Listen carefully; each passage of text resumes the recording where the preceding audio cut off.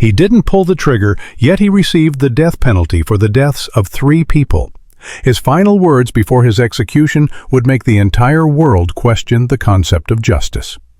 For nearly 2 decades, the case of Dustin John Higgs became a labyrinth of contradictory testimonies, questionable legal deals, and a truth that seemed forever buried. On January 16, 2021, after 20 years on death row at the federal penitentiary in Terre Haute, Indiana, Dustin John Higgs was executed by lethal injection. From a young man with a complex past to the last federal death row inmate under the Trump administration, his final words asserted his innocence, and he took the secret of who truly ordered the murders to his grave. The following content contains elements of violence and true crime. Viewer discretion is advised. Flooding on the night of January 26, 1996, in an apartment in Laurel, Maryland, the air was thick with music, marijuana smoke, and the smell of alcohol. 6 young people were enjoying a weekend evening, oblivious that in just a few hours, the party would devolve into a bloody tragedy, ending 3 lives and sending another down the path to the execution chamber. At the crime scene, police found the bodies of 3 women, Tamika Black, Tangi Jackson, and Mishan Chin. They had been brutally shot and left in a remote area of the Patuxent Research Refuge. A small detail, a daily planner belonging to one of the victims, contained the nickname and phone number of Dustin, becoming the first clue. Dustin Higgs's blue Mazda MPV van, the vehicle that had transported the women to their deaths, would become a silent witness, a ghost, haunting the entire investigation. Remember the role of this vehicle, as it will reappear at the most critical moments of the trial. The biggest question wasn't about the weapon or the vehicle, but the intent. The man who pulled the trigger, Willis Mark Haynes, was sentenced to life in prison. So why did Dustin Higgs, who was only sitting in the van, face the death penalty? Based on what you know, who do you think was the true mastermind in this case? The truth is far more complex than what the prosecutors presented, and it will lead us deep into a legal system fraught with hidden corners, where the line between justice and revenge becomes perilously thin. To understand the senselessness of the tragedy, we need to look at the lives that were extinguished that night. On the left were the lives of Tamika Black, Tangi Jackson, and Mishan Chin. They were young women with friends, families, and unfulfilled dreams. That evening, they simply wanted to have a good time. They went to Higgs's apartment to party, drink, and listen to music. They laughed, they argued, and eventually they left. When Higgs's van pulled over and offered them a ride, they happily accepted, without a hint of suspicion. Neighbors even heard their laughter coming from the van as it drove away. Those were the last sounds of life, of innocence, before darkness consumed everything. On the right was the life of Dustin Higgs at that time, a 24-year-old man married with a young son. He lived in Laurel, Maryland, with a troubled past but seemingly trying to build a life. That evening, he was the host of a party. He was the driver. He was there. But these 2 timelines intersected at a deadly point. While the women saw only an offer for a ride home, Higgs, according to the prosecution, was orchestrating a different plan. The grim contrast between the victim's innocence and the alleged mastermind's intent created a tragic chasm. But there was a detail about Tangi Jackson that not even her family knew, a detail the prosecution would seize upon to build a motive for murder, an argument, and a threat. Was this the truth, or just a story constructed to convict a man? As born on March 10, 1972, in Poughkeepsie, New York, his childhood was overshadowed by tragedy when his mother, Marilyn Higgs, was diagnosed with cancer. Dustin was only 8 years old. She passed away 2 years later. Relatives and friends recounted that his mother's death completely changed the young Dustin. From a cheerful child, he became withdrawn and melancholic. It was his first psychological scar, a crack in his emotional foundation. In 1991, he moved to Laurel, Maryland, seeking a fresh start. By 1996, at the age of 24, he was married and had a young son. On the surface, it was the picture of a man settling down. Peacefully, beneath that surface was a different reality. Before being accused of murder, Higgs already had a criminal record. He was a suspect in an unrelated bank fraud case. When police searched his apartment in March 1996, just 2 months after the murders, they found cocaine and a gun. In 1997, Higgs pleaded guilty to possession of cocaine with intent to distribute and was sentenced to 17 years in federal prison. This is a critically important detail. At the time he was prosecuted for murder, Higgs was already a federal prisoner. According to criminal psychology experts, early loss and the absence of parental guidance can lead an individual to seek recognition and power in deviant social groups, such as the world of drug trafficking. Higgs's criminal escalation seems to follow a predictable pattern. From nonviolent offenses like fraud, he moved into drug dealing, an environment inherently rife with violence. The culmination was his presence on the night of the triple homicide. There are 5 warning signs in this process that everyone should recognize. A sudden personality change after a major psychological trauma. Involvement in minor illegal activities. Escalation to more serious crimes involving drugs and weapons.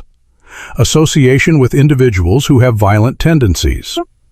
The normalization of violence as a means of resolving conflict. For Dustin Higgs, all these red flags were present, charting the course that led him to that fateful night. To reconstruct the night of January 26, 1996, we must view it from 4 different angles, each telling a part of the story. From the victim's perspective, Tamika, Tanji, and Mishan, it was a normal night out. They went to Higgs's apartment, drank, and listened to music. An argument broke out, allegedly between Tanji Jackson and Higgs. Feeling uncomfortable, the 3 women decided to leave. As they were walking down the street in the cold night, Higgs's van pulled up. An offer for a ride home.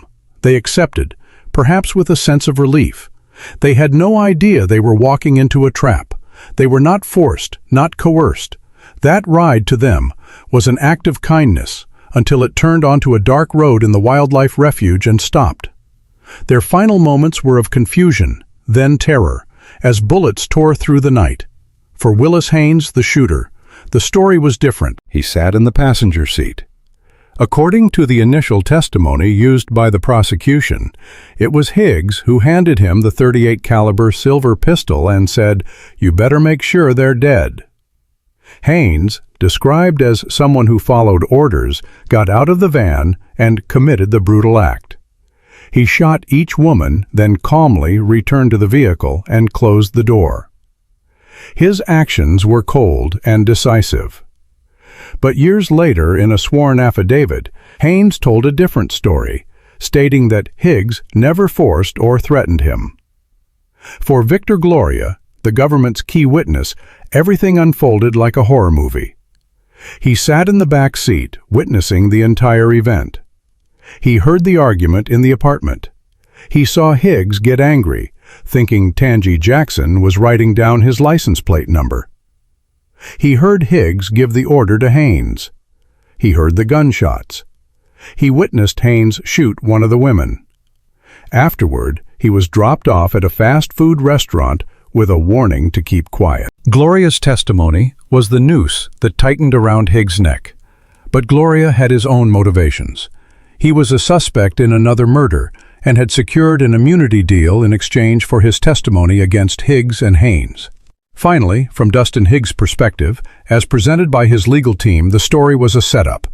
They argued that the proposed motive, an argument and fear of being reported, was too weak to justify ordering the murder of 3 people. They pointed to the contradiction of the women cheerfully accepting a ride if they had just had a heated argument.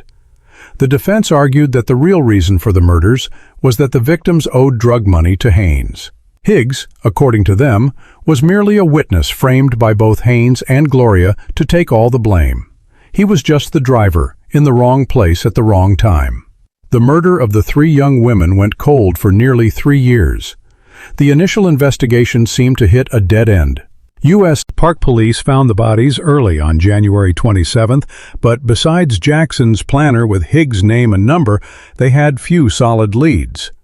Higgs was questioned in March 1996, but only admitted to knowing Jackson and speaking with her the night before she died.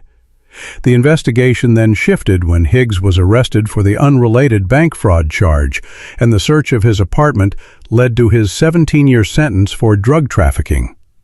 The breakthrough in the investigation didn't come from advanced forensics or a thrilling chase, but from an interrogation room in October 1998.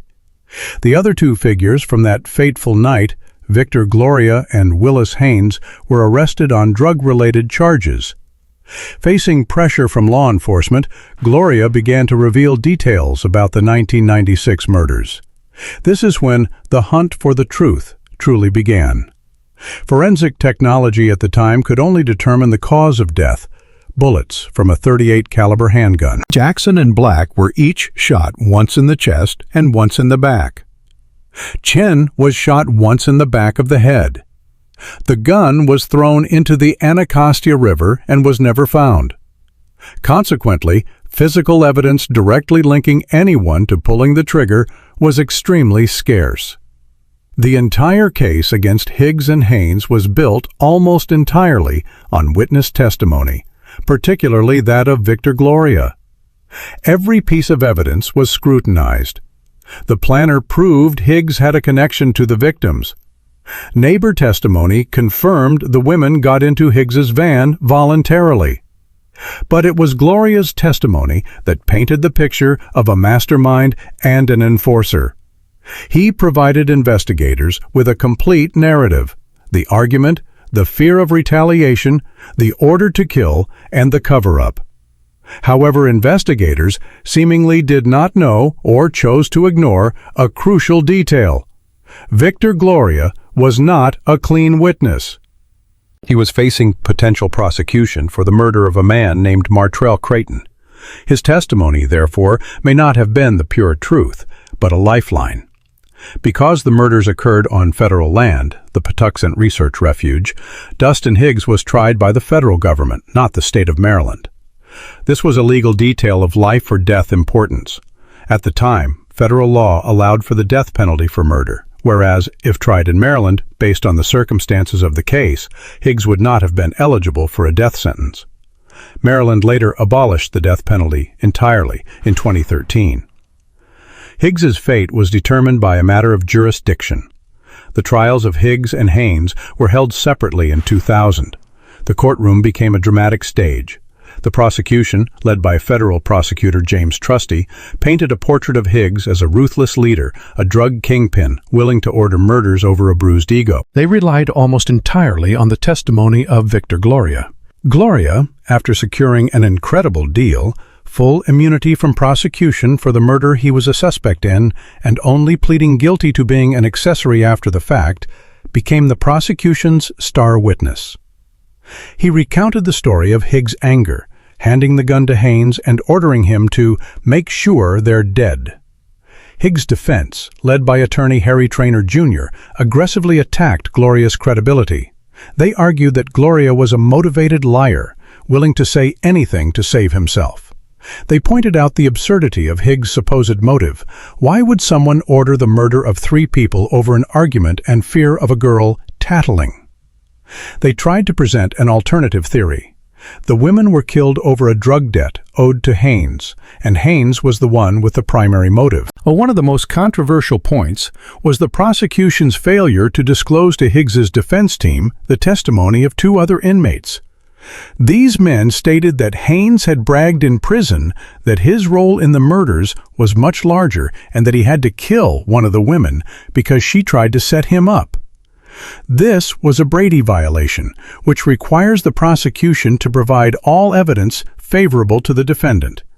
The defense argued that if the jury had heard these testimonies, they would have seen that Haynes and Higgs were equally culpable, which could have completely changed the outcome of the sentencing phase.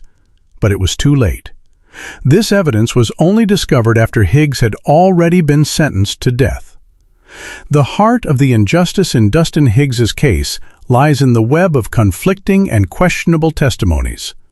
There was no clear confession from Higgs himself. He maintained his innocence from beginning to end. The case was built on what others said about him, and those stories changed over time. Victor Gloria's testimony was the foundation of the death sentence, but let's analyze its language and context. Gloria was not a good citizen who happened to witness a crime. He was a suspect in another murder.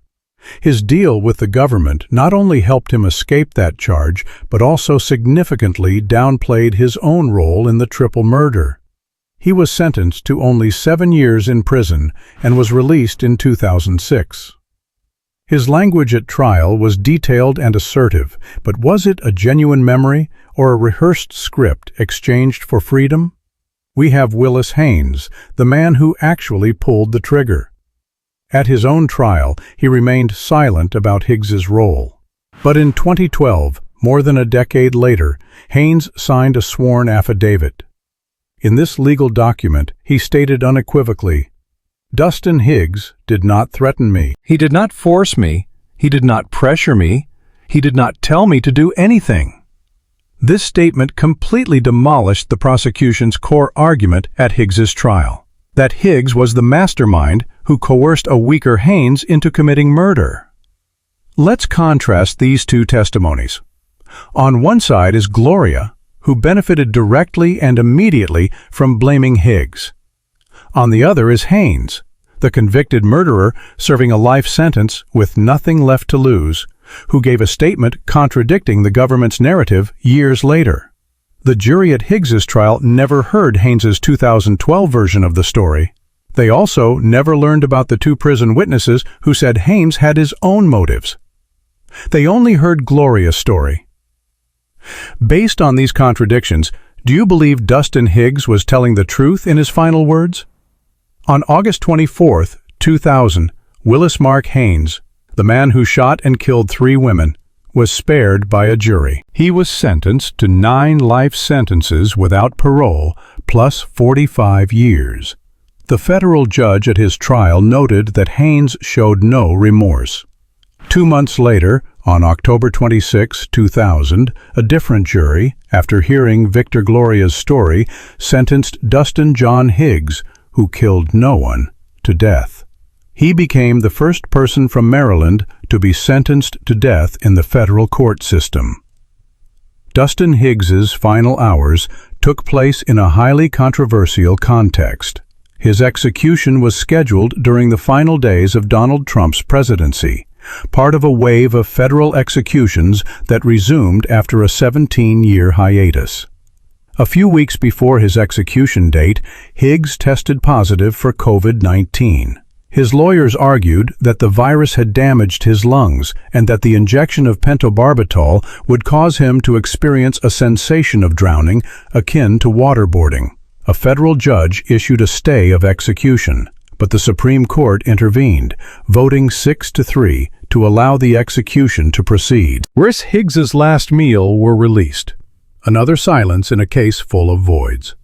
In his final hours, he spoke with his family and his lawyers. At 1 a.m. on January 16, 2021, Dustin Higgs was brought into the execution chamber in Terre Haute, Indiana. Witnesses present included journalists and legal representatives. When asked for his last words, Higgs's voice was calm and clear. He looked directly at the witnesses and said, "To say I am an innocent man. I am not responsible for the deaths. I did not order the murders." He then mentioned each victim by name: Tamika Black, Tangi Jackson, and Mishan Chin. "I am innocent." His words, a denial of guilt to his last breath, cast a heavy silence over the room. It was not a defiant cry, but a final assertion of a truth he believed the world had refused to hear. The lethal injection process began. At 1:23 a.m., Dustin John Higgs, 48, was pronounced dead. With his death, a controversial chapter of the U.S. federal justice system closed. He was the 13th and final person to be executed under the Trump administration, just 4 days before a new presidential term began. Dustin Higgs's death did not end the questions surrounding his case. On the contrary, it made them more poignant. Willis Haynes, the shooter, is still serving his life sentence in a federal prison. Victor Gloria, the government star witness, was released from prison in 2006 and lives an anonymous life. Higgs's body was returned to his hometown of Poughkeepsie, New York, and buried in the rural cemetery. The case has left a lasting impact. It has become a prime example used by anti-death penalty activists to point out the inherent flaws in the system: sentencing disparities, the danger of relying on compromised witness testimony, and the arbitrary factor of geography, being tried federally instead of by the state. It also reignited the debate over the felony murder rule, where a person can be sentenced to death for a murder they did not directly commit. The remaining questions are still unanswered. What was Willis Haynes's true motive? Was it a drug debt, as the defense argued? Whose testimony was true? Gloria's at trial, or Haynes's sworn statement years later? And the biggest question of all, if Dustin Higgs didn't order the murders, who did? The truth of what was really said inside that blue Mazda MPV van on that dark night in 1996 likely died with Dustin Higgs. His case is not an unsolved mystery in the traditional sense, but it is one where justice, in the eyes of many, remains a massive question mark. If you have any information that could shed further light on the events of that night, no matter how small, know that the truth always deserves to be heard. Online, End of the Sati.